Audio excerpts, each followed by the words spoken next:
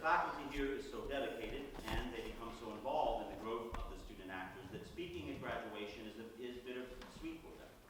Bitter because it's a goodbye to this group of student actors as full-time students, but sweet because it's a chance to celebrate the work of these graduates.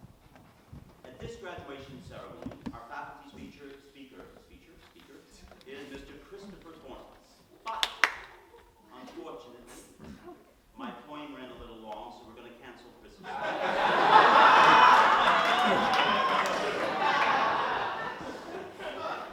I'm kidding. We couldn't possibly skip Chris's speech because, after all, Chris is a very talented actor, writer, teacher, and director. He gave me $10 to say so. But what can I say about Christopher Thornton that hasn't already been said behind his back 1,000 times?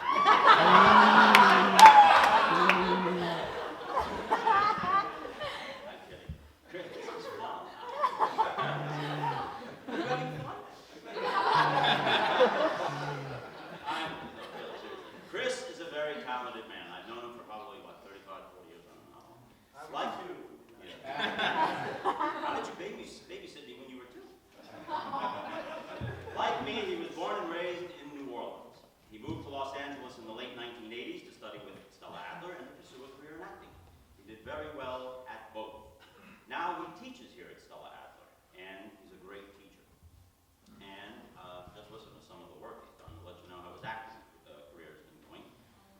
Chris is an actor, writer, and alumnus of Stella Adler Los Angeles. Theater performances include Broadway's Piretown by John DeLusso, the world premiere of Piretown at the Jiva Theater in Rochester, New York, the world premiere of The Body of Born at the Mark Taper Forum in Los Angeles, Lion, or This Corpse Will Not Stop Burning at the Lillian Theater in LA, Up the Hill, directed by Tim McNeil, Me and My Friend, written by Tim McNeil, I'm a Professional, the world premiere of Small Days, Me and My Friend is not written by Tim McNeil, I'm sorry. Small Days is written by Tim McNeil, Václav Havel's Private View, London Calling, Misalliance, Waiting for Godot, right, for which he won a Drama Law Award. Three Sisters, C.P. Taylor's Good, A Midsummer Night's Dream, Romeo and Juliet, American Buffalo, Shepherd's Play, The Skin of Our Teeth. Before it in the Public Theater in New York, that's no small thing. Going to a place where you already are at South Coast Rep in Costa Mesa, and The Men by Tom Fontana, workshop at Primary Stages in New York City. Let's see now. Let's go into television. Sorry, it's very good. Television credits include My Name is Earl, Unhitched, Larry David's Curb Your Enthusiasm, Homefront, Players, and Just One for the Girls. He has had recurring roles on Family Law, Lifetime's Any Day Now, and ABC's Alias. He filmed pilots for ABC, Fox, and Comedy Central. Recent television credits include The New, Magnum P.I., Santa Clarita Diet, Speechless, Grey's Anatomy, Battle Creek, Lie to Me, and Brothers and Sisters. Films include Universal Pictures' Stage Play, Pretty Persuasion, Bug, and Welcome to California, Sympathy for Delicious, Don't Worry, He Won't Get Far on Foot, directed by Gus Van Sant, and Anything, written and directed by Tim McNeil. Christopher wrote the original screenplay, Sympathy for Delicious, directed by Mark Ruffalo, starring Orlando Bloom, Juliette Lewis, Laura Linney, and Mark Ruffalo, which was the official selection of the 2010 Sundance Film Festival. I'm not making fun of you. You should be happy. You're just using all my time. Oh.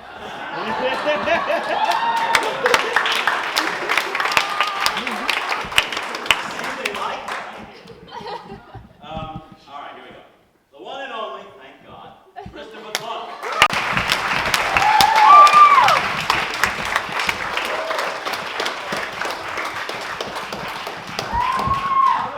Good afternoon. My back is sort of to you all, but I am speaking to you all. I haven't done this in a long time. I was going to try to go off the cuff, but I didn't trust myself, so I wrote something. I wrote this speech yesterday, actually, and this morning I realized it was way too long. So, unfortunately, I did have to cut all the jokes about John Jack's height. The lack thereof. And that took 8 pages right out of it. So we're good to go. That's funny. That's really funny. Now, this is a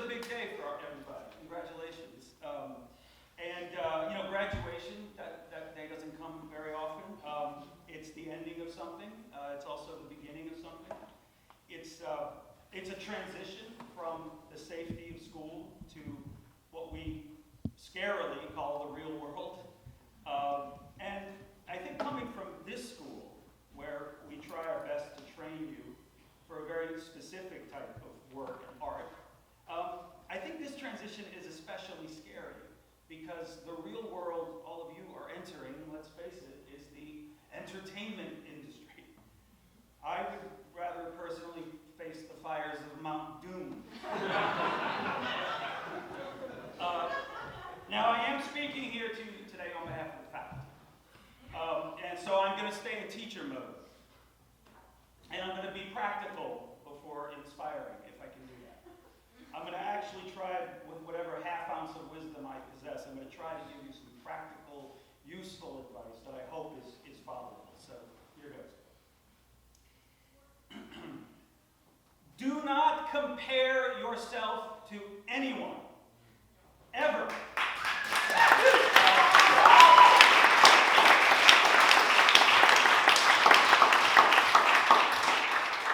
About anything, as actors or as human beings. Now, I learned this from teaching audition skills, believe it or not. Now, that's the class I've been teaching here at the school the longest, many, many years. And that is an on-camera class, and it's an industry-based class. And unlike some of the other ones I teach, like scene study or script, in that class, we do have to talk about the business of Hollywood. And we talk about agents, and we talk about managers, and we talk about headshots, and we talk about resumes. We talk about what is a good reel. We talk about self-tapes and how many Instagram followers an actor is now supposed to have, and all that stuff.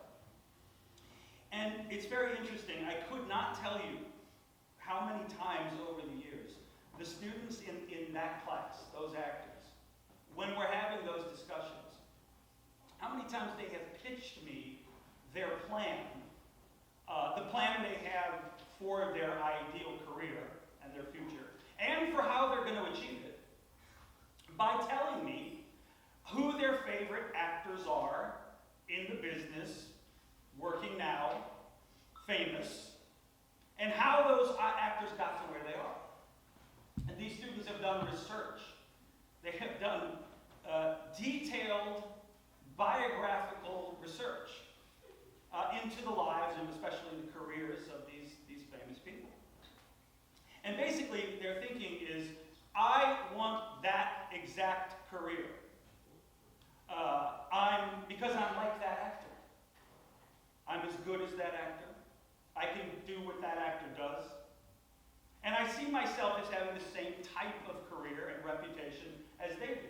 My favorite example of this is, and I'm not making this up, a young man in the class years and years ago, he said to me, and I quote, and he was dead serious when he said it. He said, I see myself as 2 parts Daniel Day-Lewis, 1 part Meryl Streep with a Jack Lemmon twist. That's a real quote. I'm glad I'm not making that up, actually. And the thinking is basically, once you have someone like that in mind, as some sort of goal, just do what they did. That's the way forward. Just do what they did. And you can't. And even if you could, you shouldn't. Now, there are other self-help books and there are motivational speakers, we all know this, who will tell you that if you want to be successful, you should study and emulate the patterns of successful people. It's a simple concept. But if you do the research into whether that really works, if you really study up on the results of that approach, and what it has actually done for people, and I have studied up on it because audition skills drove me to it, you learn that the gains are quite minimal. There are some good attitudes, I suppose, you can adopt, positive thinking, a positive, proactive approach, how to be organized, it's important. All of these are important, and you can learn them from successful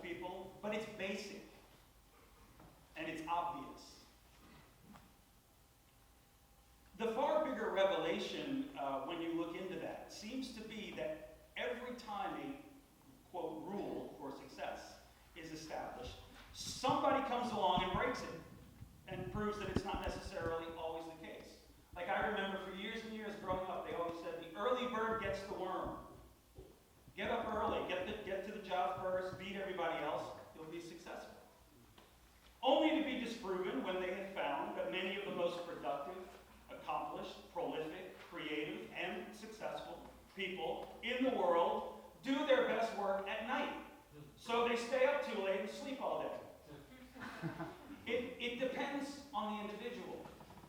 And I think when it comes to acting, the life of an actor, the business of acting, actors are the epitome of this truth. Because actors are supremely individual. All of you are. And whatever any given actor is capable of with their talent, their craft, and everything they have, it's individual to them. I see it every day here. So I guess I'm making a sort of twofold point. One is you're not at all like the actor or actors you idolize. You never will be, nor should you be, and thank God for that. Guys, we don't need another Daniel Day-Lewis. Please stop telling me you want to be him. Right? He's there. I know he's retired, but he said that before.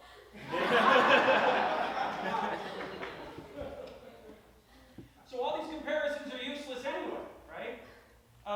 Two, even if all the motivational speakers were right, they're not talking about Hollywood. It doesn't count. It's like when Freud was supposedly asked if there would ever be a situation where his method of psychoanalysis would not work. And he said, yeah, on the Irish. They're immune. I can say that because I'm there. Now there's a debate as to whether that story is true. He actually said it. I hope he did.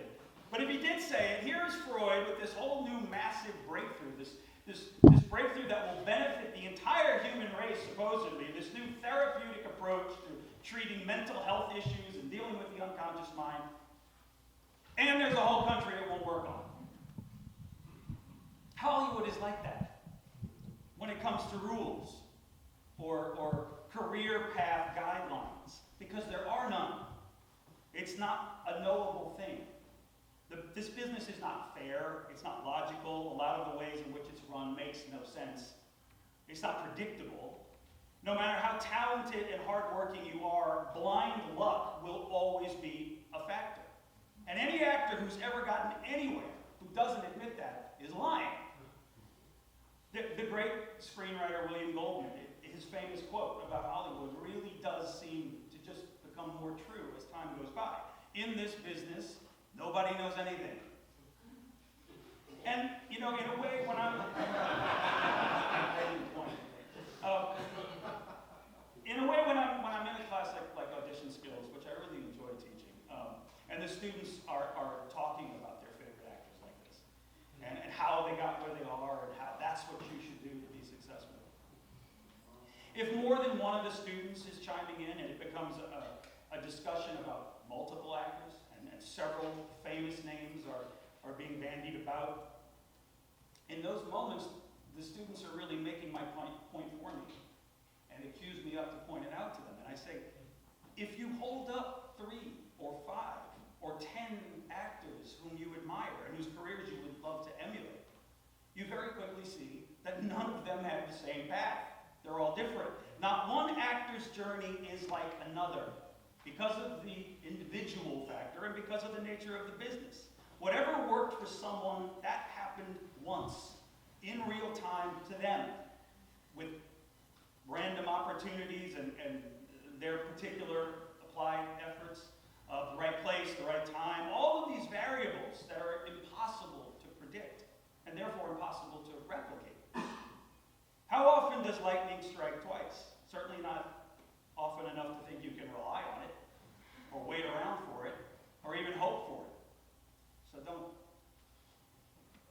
Now, the reason this is important, and the real point that I'm trying to make to you all here, is that when you think in this way, whether you realize it or not, and I think most of the time people don't realize they're doing it, but when you think in this way, what you're really doing is you're setting up shoulds.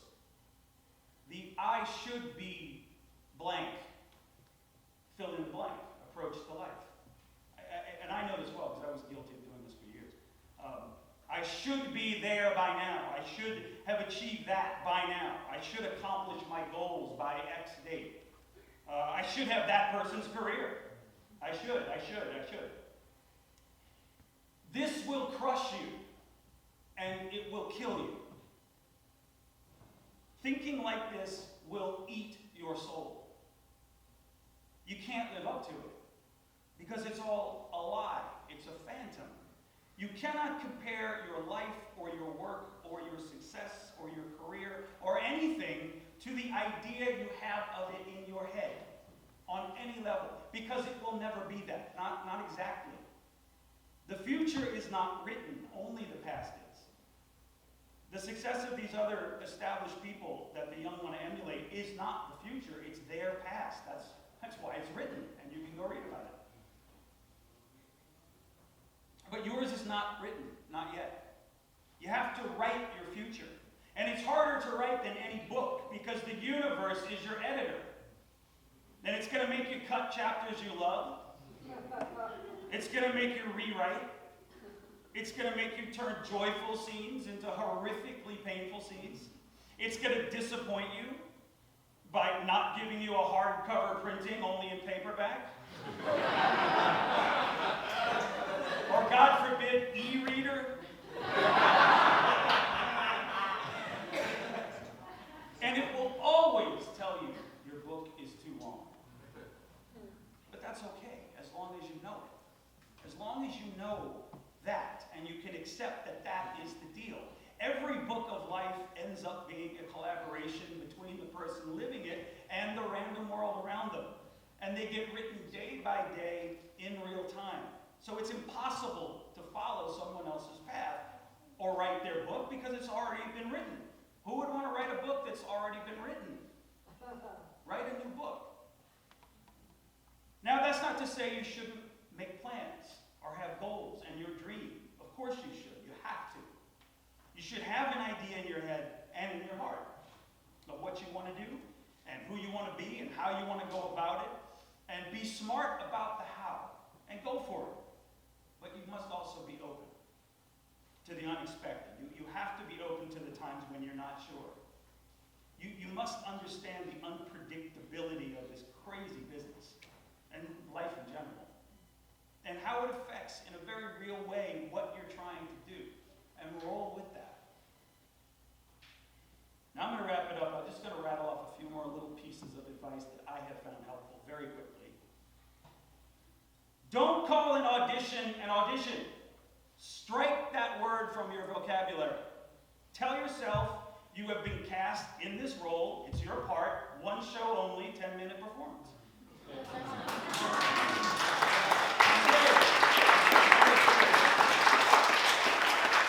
And own it and work on it like you would if you knew you had the part. You will be amazed. In life, direction is so much more important than speed. The most important thing to learn is how to learn. And I think you all have started that here. The deepest pleasures in life that you will ever experience come from knowing how to do something that's hard well. So take the time that it takes to learn how to do it. And again, I think you've all started to do that here. Make sure you really know why you are doing this and why you want to do it, because only the doing of it will fulfill you. Nothing else. None of the trappings, none of the things that come with success if you actually attain it, none of that. Only the process will fulfill you. John Jack is so short, when he played Mickey Mouse at